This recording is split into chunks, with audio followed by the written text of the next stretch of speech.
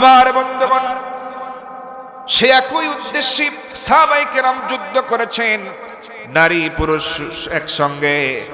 এই আন্দোলনে কিন্তু শুধু যুবকেরা না, স্কুল কলেজের ইউনিভার্সিটির ছাত্র এবং ছাত্রী উভয়ে ছিল। কথা বলে ঠিক কিনা?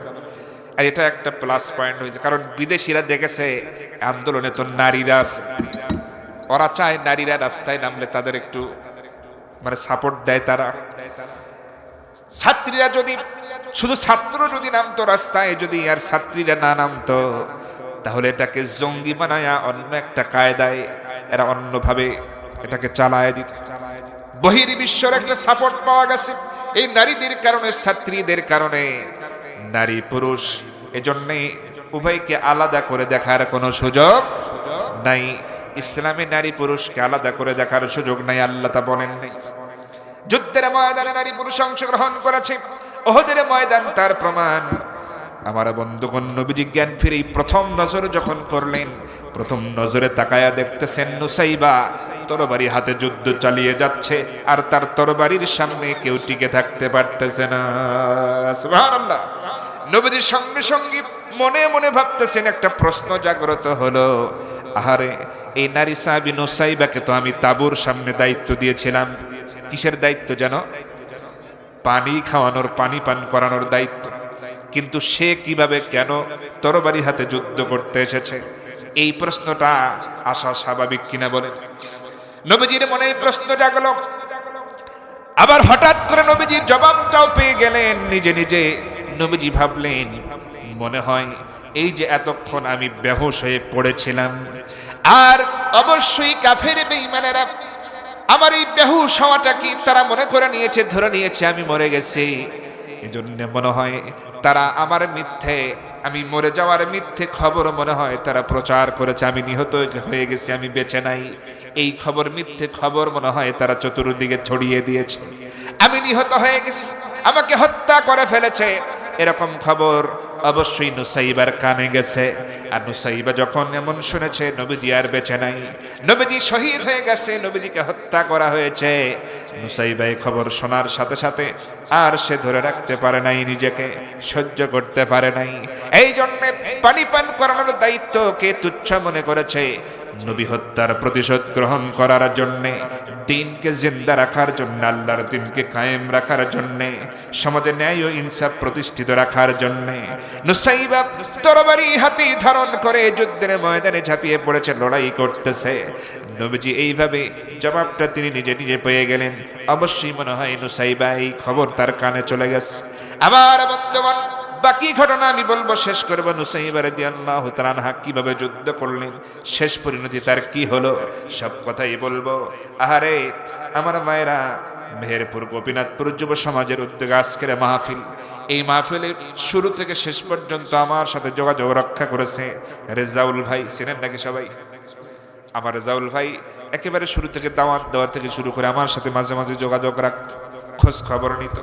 আমার বন্ধুগণ, তাহলে এই মাহফিল, তাফসীরুল কোরআন মাহফিল শুনলাম, অনেক বছর এটা বন্ধ ছিল। আসলে কি তাই নাকি?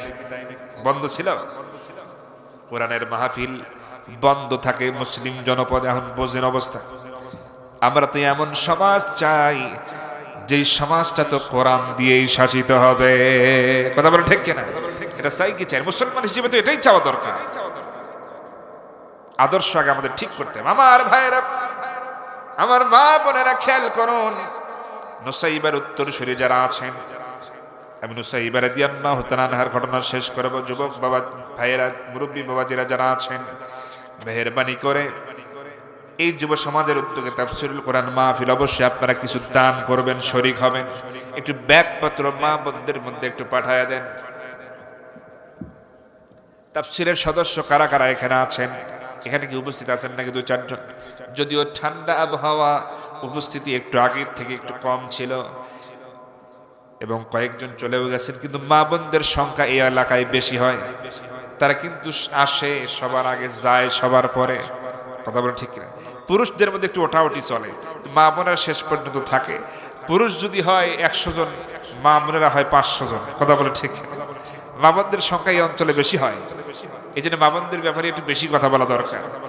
আমার ভাইরা, একটু রেজাউল ভাই একটু মানে ব্যাগ দেওয়ার চেষ্টা করেন মা বোনদের ভিতরে। আর যারা সদস্য আছেন একটু মেহেরবানি করে আসেন তো। আর নতুন সদস্য যারা হবেন এরকমও আসতে পারেন, কারণ তাফসীর কমিটির একজন সদস্য হওয়া মানে কোরআনকে একটা সম্মান করা, মর্যাদা দেওয়া এবং কোরআন কায়েমের একজন কর্মী হয়ে যাওয়া। আল্লাহ পাক এই উসিলায় আপনাকে আমাকে কিয়ামতের ময়দানে নাজাত দিতে পারেন। কথা বলেন ঠিক কিনা? এজন্য কোন বান্দা আছেন, কারা কারা আছেন মেহেরবানি করে আসবেন। যারা সদস্য আছেন তাফসীর কমিটির কয়জন সদস্য আছে মোটামুটি? এটা কি হিসাব আছে? রেজাউল ভাইয়ের কাছে মনে হয় হিসাব আছে 27 জন। 27 জন আছেন। 27 জন এটা কি ইতিপূর্বে আছে না? নতুন করে কে কে হতে চান? একটু 30 জন তো অন্তত পূরণ থাকা দরকার ছিল। একটু মেহেরবানি করে আর কয়জন দেখি, এই কয়জনের মধ্যে তাফসীর কমিটির সদস্য নতুন করে হবেন। নিয়তটা করেন, নিয়তটা করবেন, কারণ নিয়ত করলে সাথে সাথে সওয়াব লিখে দিবেন। কে বলেন? আল্লাহ পাক নিয়ত, ভালো কাজের উদ্যোগ নিলে নিয়ত করলে আল্লাহ পাক সাথে সাথে সওয়াব লিখে দেন।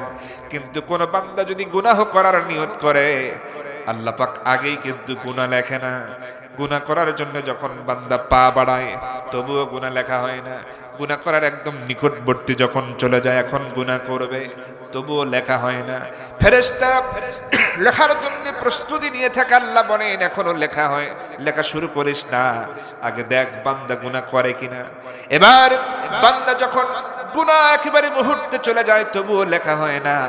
একেবারে গুনাহ করা যখন শেষ হয়ে যায়, হয়তো মদ পান করা যেমন গুনাহের কাজ, জিনা করা যেমন গুনাহের কাজ, জুলুম করা যেমন গুনাহের কাজ, এসব গুনাহ করা হয়ে গেছে, মদ পান করা হয়ে গেছে, খাওয়া হয়ে গেছে।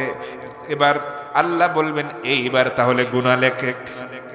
কিন্তু সওয়াবের আপনি যখন ভালো কাজের উদ্যোগ নেবেন, নিয়ত করবেন, মনে করেন আগামী বছরের জন্য সদস্য হলেন, 1000 টাকা অথবা 500 টাকার সদস্য হয়ে গেলেন, কিন্তু 6 মাস পরে আপনার মৃত্যু হয়ে গেল। হতে পারে কিনা বলেন? মৃত্যু হতে পারে কিনা? আমরা বলি যে আজ আসি কাল নাই, বলি কিনা আমরা? আজ আসি কাল নাই, এই কথা কি একমত আপনারা? কিন্তু আমি আবার একমত না। আমি বলি এই আসি এই নাই। কথা বলেন ঠিক কিনা? আপনারা আমার সাথে একমত হতে পারবেন কিনা দেখেন। এই আসি, কারণটা তো নবীজিকে যখন প্রশ্ন করা হয়েছে, ইয়া রাসূলুল্লাহ মৃত্যু কত নিকটে, নবীজি বলছেন আমি ডানে সালাম ফিরাবো, বামে সালাম ফিরাতে পারবো কিনা এর কোনো গ্যারান্টি আমার কাছে। তার মানে এই আসি এই নাই, আজ আসি কাল নাই, মানে এটা অনেক সময়ের ব্যাপার। এই আসি এই নাই, যেতে হবে কবরে। কবরের জিন্দেগি, হাসরের জিন্দেগি, বিচার, পুলসিরাত, মিজান, বেহেশত, দোজখ, এই সব কিছু আছে না নাই বলেন? এটার সব কিছুর উপরে কোনো সন্দেহ করা চলবে? বিশ্বাস স্থাপন করার নামই হচ্ছে ঈমান। কথা বলেন ঠিক কিনা আমার ভাইরা? তাহলে সেই কবরে যেতে হবে আমাদের সকলকে। কবরের নাজাত পাওয়ার প্রয়োজন আছে না নাই?